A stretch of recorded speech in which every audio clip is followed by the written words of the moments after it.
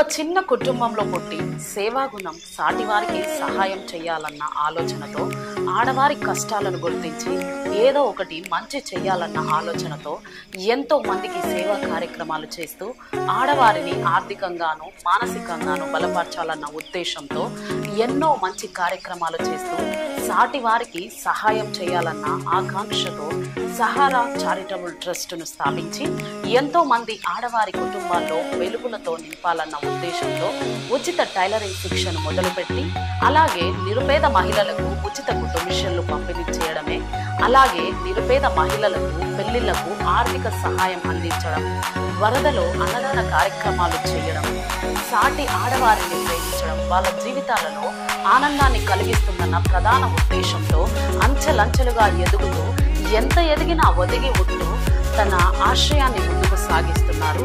సహాయ మహిళా సంఘం పేరుతో మహిళలను ఆర్థికంగా బలపరచాలన్న ఆశయంతో ముందుకు సాగుతున్న అబ్దుల్ రెహానా గారికి జన్మదిన శుభాకాంక్షలు.